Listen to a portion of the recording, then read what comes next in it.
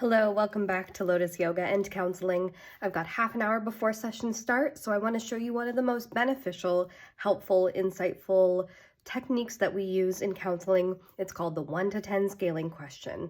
I'm going to flip the camera around so you can see what I'm doing with this visual, and let's get started. I'm going to show you this on, here, let me back this up.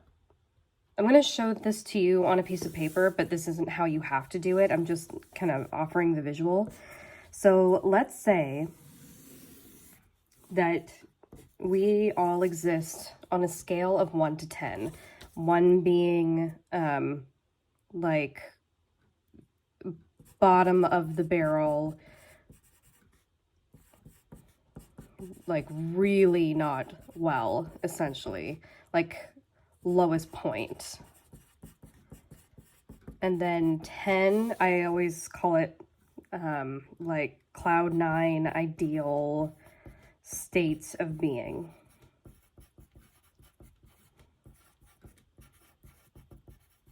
Okay. And then of course you have 5, which is actually really easy. It's just kind of your neutral point. Okay. So this is helpful for you to know throughout your day. And the reason for this is you can kind of budget what you've got left in your emotional bank account, your energy bank account, your physical bank account, that kind of thing. So if you notice that you're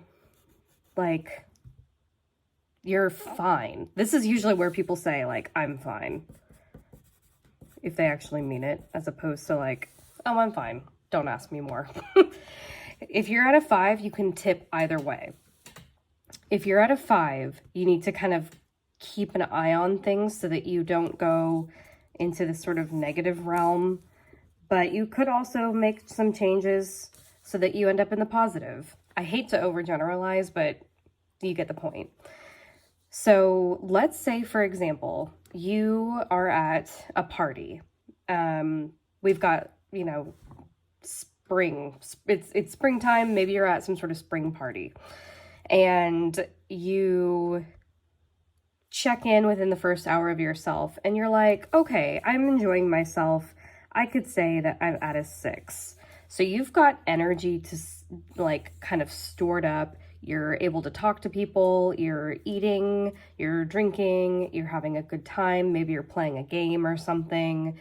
And you maybe even have it in you to meet some new people that you've never met before at this party. Cool. In maybe an hour, check in with yourself again and see if this number has changed.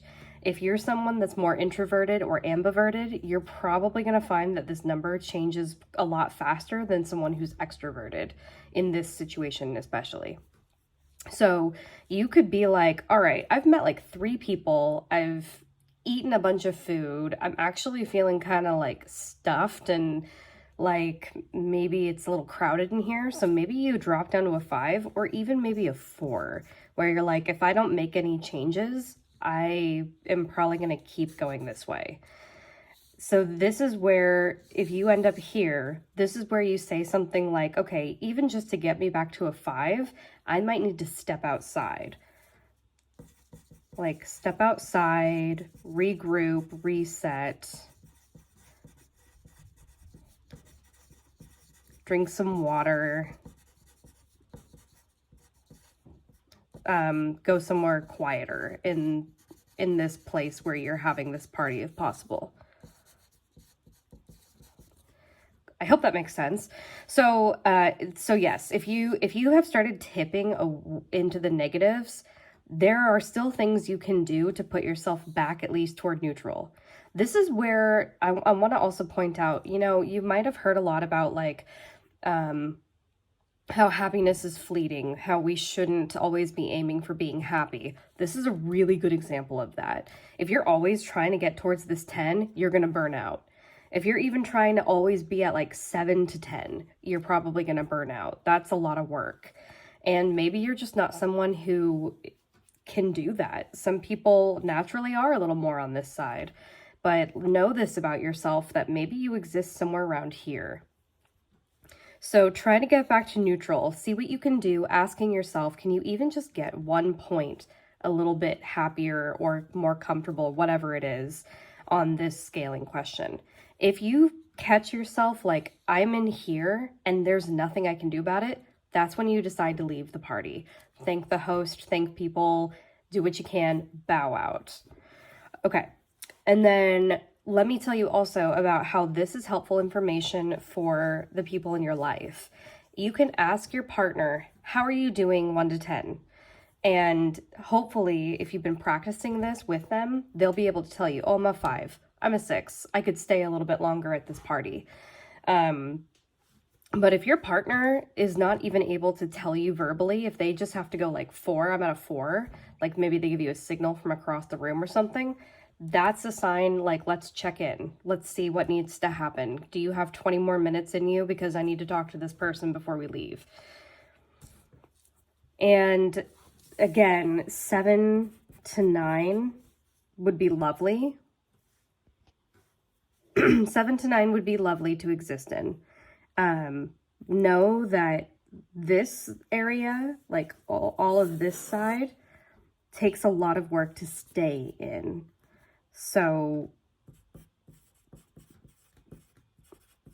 watch for signs of burnout.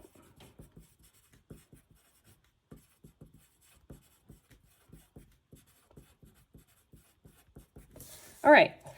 I am going to leave this here for you for just a second if you want to take a screenshot of this so that you can show it to someone else. Again, I really recommend that you do this for yourself so that you can identify what your 1 is, what your 10 is, and even go through all the rest of the numbers. How do you know what a 2 feels like? How do you know what an 8 feels like? And share it with someone who is important to you, who spends a lot of time with you, so that they know that your 4 isn't the same as their 4, and what you need if you tell them you're at a 4, for example. All right, I hope you found this helpful and informative. If you have any questions about it, leave me a comment and I'll try to respond. Otherwise, please share this with someone who you think would benefit. Like, share, subscribe, all the good stuff. Take good care, and I'll talk to you next time. Bye.